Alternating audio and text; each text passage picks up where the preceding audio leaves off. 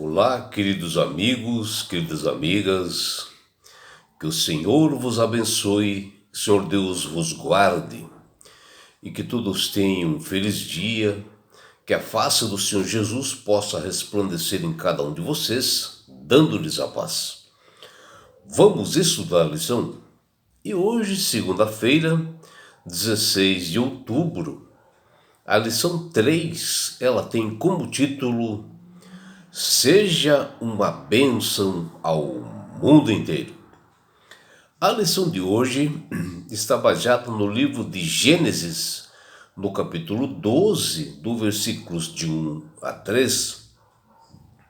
E o que nós vemos aqui é um aspecto das instruções que Deus dá para o Abrão, para que ele saísse, né, da sua terra natal, para que ele pudesse realmente ir para um chamado, para uma missão em outro país. E neste texto nós vemos que Deus, ele sempre tem uma missão. E ele sempre tem um propósito, né, para o ser humano. E como conhecedor dos corações, e por ele ver em Abraão a retidão, ele escolhe esse homem que ele era bastante rico, tinha bastante propriedades, terras e gados. E por ele ser assim bastante honesto, Deus faz um convite a Abraão, né, que ele pudesse servi-lo.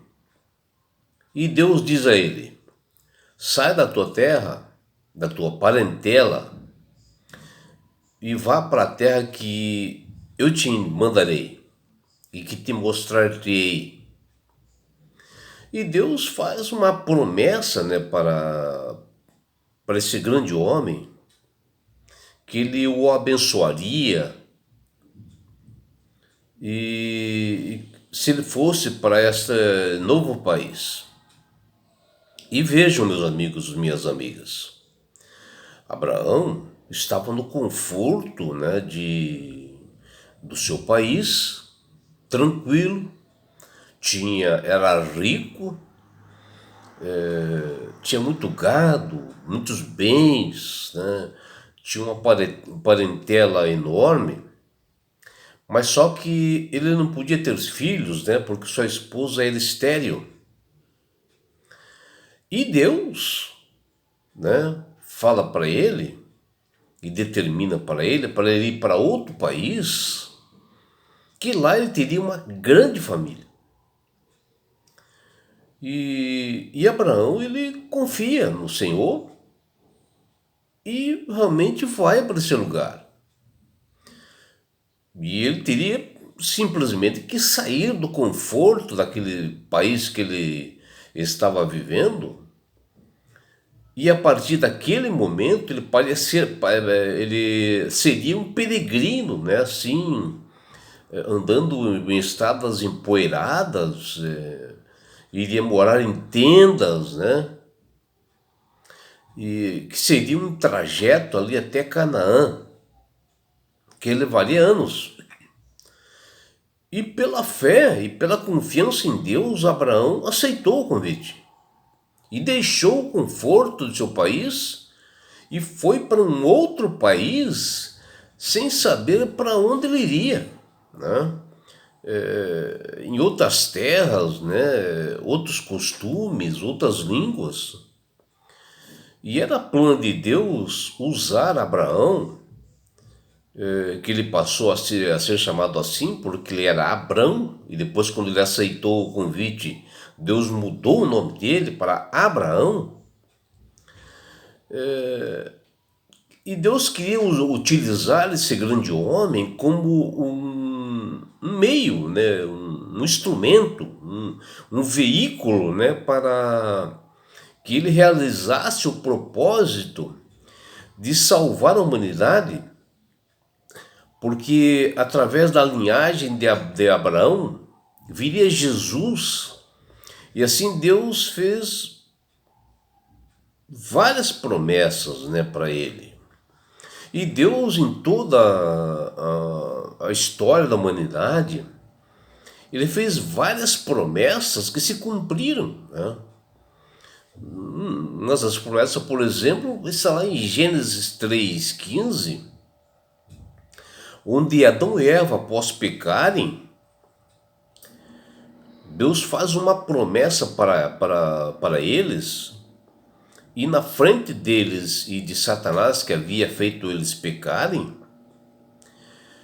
Deus dá um juízo para Satanás, dizendo que ele colocaria uma intriga, né, entre ele, a serpente, o Satanás, e a mulher, e que o descendente da mulher pisaria na sua cabeça. E ali ele estava falando de Jesus, que seria um descendente dessa mulher, né? Jesus. Embora mulher em profecia é a igreja, né? E assim, Deus fez várias promessas, né, e que foram cumpridas, né? E Abraão, realmente um homem especial, que acabou aceitando esta determinação de Deus. E o que nós vemos na lição de hoje, que nós temos a tendência de nós buscarmos assim sempre uma zona de conforto, né, para a nossa vida, e nós ficarmos tranquilos, né? E é muito bom, né, estar num lugar assim confortável, né? Mas se nós quisermos viver algo novo em nossa vida, nós teremos que fazer muitas vezes outras escolhas e abandonar aquele lugar que nós estamos confortáveis, né? Que nós achamos ser confortável. E Abraão vivia tranquilo no meio de sua família, né? Com todo o conforto, né? Com riquezas, bens. E em um determinado dia Deus chama esse homem para começar uma nova história que mudaria realmente a história do mundo e que marcaria para sempre uma nação inteira. E assim Deus nos desafia a nós abandonarmos, né, a zona de conforto para sempre que possamos, né, alcançar a sua vontade e seu querer. E sabe por que Deus nos pede isto? Porque tudo o que temos aqui de bens, riquezas, elas são passageiras. Menos dia, mais dia, nós teremos aflições, dores, e tudo acabará. E o que o Deus propõe, ele é para a eternidade. É um lugar onde realmente haverá paz e onde a morte não existirá mais. Da mesma forma que Deus chamou a Noé, agora ele chama Abraão e lhe deu uma ordem clara e expressa. Ele diz lá, Deus lá, sai da tua terra, da tua parentela, da casa do teu pai e vai para a terra que eu te mostrarei. Que está lá em Gênesis 12:1. Vejam, Deus até mudou o nome de Abrão para Abraão. Não só pediu para ele sair dessas terras e de suas posses, como deixasse seu país, seu povo, e fosse para outro lugar, que ele, Deus, mostraria a ele. Sem saber direito onde era, Abraão saiu, e literalmente dessa zona de conforto, e foi para esse grande desafio dado por Deus, confiante na ordem do Criador do Universo. Somente pela fé ele seguiu. Era plano de Deus usar aquele grande homem, que depois tornou-se o patriarca do povo de Deus, o pai da fé, como um meio, um veículo para que seus propósitos, né, acontecessem aqui neste mundo. E Abraão, mesmo tendo tudo do melhor no seu país, onde ele nasceu, né, obedeceu de acordo com a palavra do Senhor, sob o amparo da promessa divina, que Deus disse a ele: abençoarei os que te abençoarem e amaldiçoarei aqueles que te amaldiçoarem. Em ti serão benditas todas as famílias da terra. Está lá em Gênesis 12:3. Abraão, com essas palavras de Deus, ele saiu da sua zona de conforto e ainda habitou em vários lugares, em tendas, como assim um peregrino. Como não tinha filhos, ele acabou levando o seu sobrinho Jó como companheiro, né? Para também receber bênçãos do Senhor. E até teve afeição de Ló como seu filho. E decidiu seguir, né, o seu tio nessa peregrinação também, rumo a Canaã. Aí nos vem assim uma reflexão. Se Deus tem um plano para nós e faz um convite desses, né, pelo Espírito Santo, nos pedindo para nós deixarmos as nossas famílias, nosso povo, nosso país, e até ir para outro lugar, em outra língua, costume, como por exemplo lá a Ásia, para servi-lo, para proclamarmos assim o Evangelho da Salvação, nós temos que ir. E eu conheço, sabe, conheci, né, um jovem aqui da minha região, que ele era de uma família rica, recém-casado, não tinha filhos. E ele foi justamente para a Ásia servir ao Senhor. E lá ele já está há 4 anos. E estive conversando com ele em uma dessas viagens que ele veio agora recentemente. Para ele está uma bênção neste lugar. Ele está feliz e acostumado, servindo aos outros, né, com bastante humildade, não tendo o conforto que ele tinha aqui. E Deus tem uma promessa para cada um de nós, como a Bíblia diz para todos nós, lá em Gênesis 3,15, que nós temos a primeira promessa messiânica de Deus para Adão e Eva,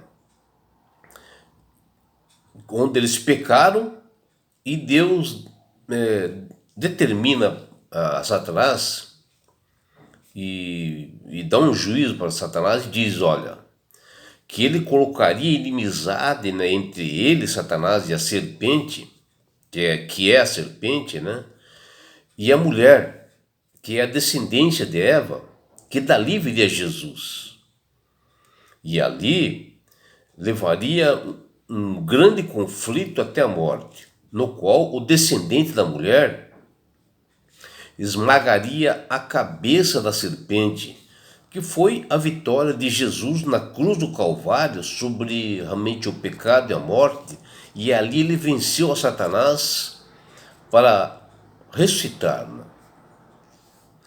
Já em Gênesis capítulo 17, versículo 19, nós temos outra promessa de Deus para nós.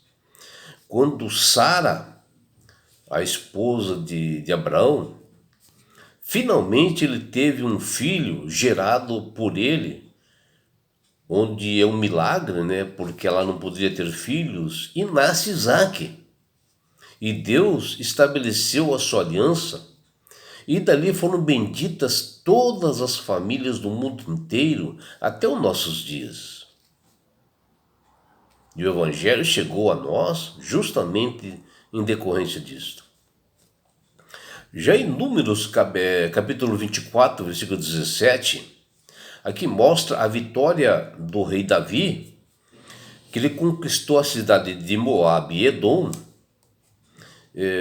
dentro de uma profecia de Deus para a vinda de Jesus Cristo, que surgiria dessa nação a descendência de Jacó, onde Jacó foi um cetro que levantou o povo de Israel. Já em Isaías capítulo 9, versículo 6, nesse texto, já no Antigo Testamento, Deus faz uma promessa para a vinda do Salvador, que o profeta Isaías menciona e diz: porque um menino nos nasceu, um filho se nos deu, e o governo dele está sobre os seus ombros. E ali está falando de Jesus Cristo, o nosso Salvador, aquele que salva o mundo. Já em Daniel capítulo 9, versículos 24 a 27, aqui nós temos as profecias das 70 semanas, que se equivalem a 483 anos, que ela se dá no início da reconstrução de Jerusalém, no ano de 457 a.C., pelo decreto de Artaxerxes, que determinou por Deus, bem antes, que Deus havia mencionado que iria acontecer isto, para edificar e reconstruir Jerusalém.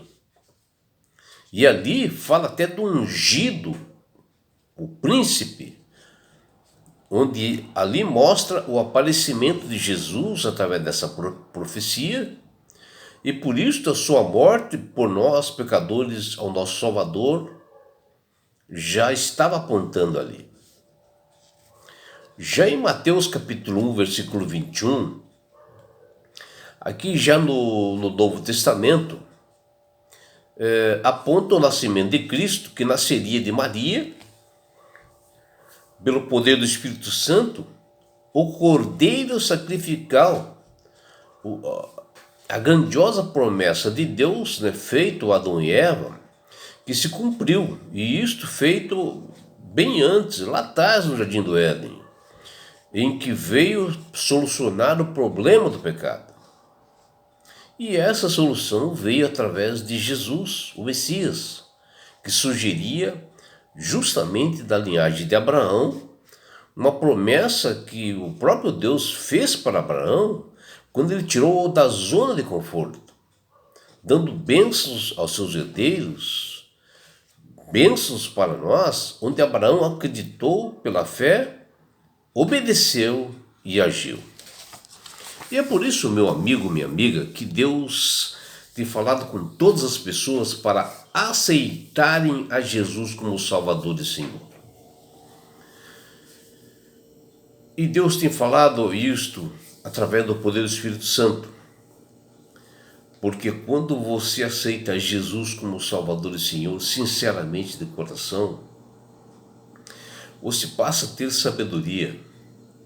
Porque o Espírito Santo começa a trabalhar na sua mente, e você começa a manusear melhor as Escrituras. Aí você tem o devido entendimento de todas essas passagens que foram mencionadas aqui, profecias que Deus deu lá atrás e que aconteceram.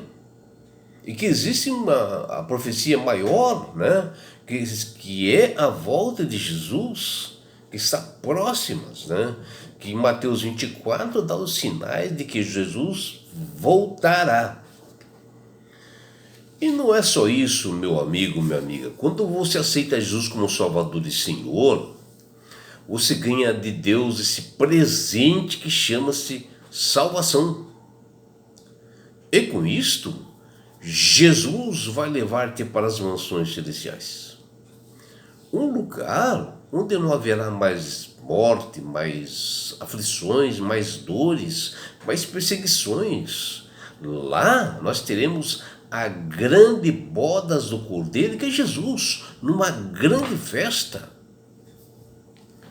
E sabe por que Deus quer fazer isto com você, minha amiga? Com você, meu amigo? Porque Jesus te ama. Abraços do seu amigo João Carlos Amorim.